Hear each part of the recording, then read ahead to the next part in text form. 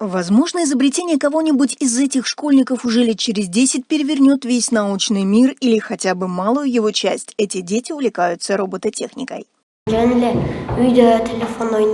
этого я просто играл на телефоне, тратил свое время. Сначала я боялся вступать в этот клуб «Юный техник», а теперь мне очень интересно.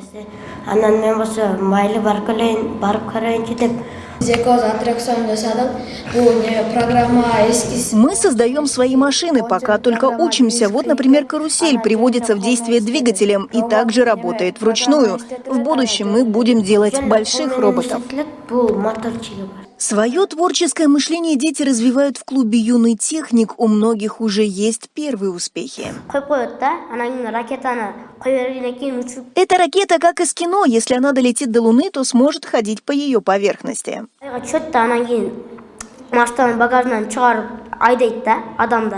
Хотя выглядит все не так сложно, даже для создания маленького макета надо приложить немало усилий. Для детей это титанический труд.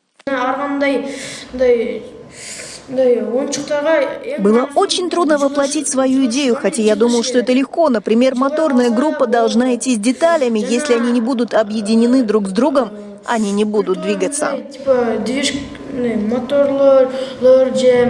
Роботостроением в Кыргызстане интересуется все больше школьников. Во многом этот интерес, а вместе с ним и способность самостоятельно творчески мыслить, подогревают учителям.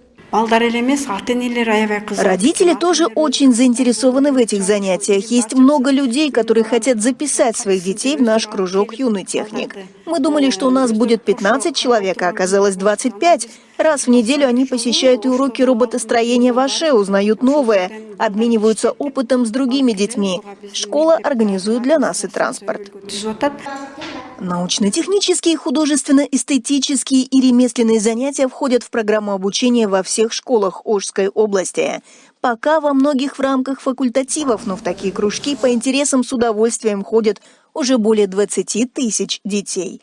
Большинство из них – юные изобретатели, которые интересуются робототехникой. Некоторые уже становились призерами республиканских конкурсов. Алена Смирнова, Зайнат Ибраимова, Бекмырза Арабединулу, Уран Адишев, ЛТР, Ошская область.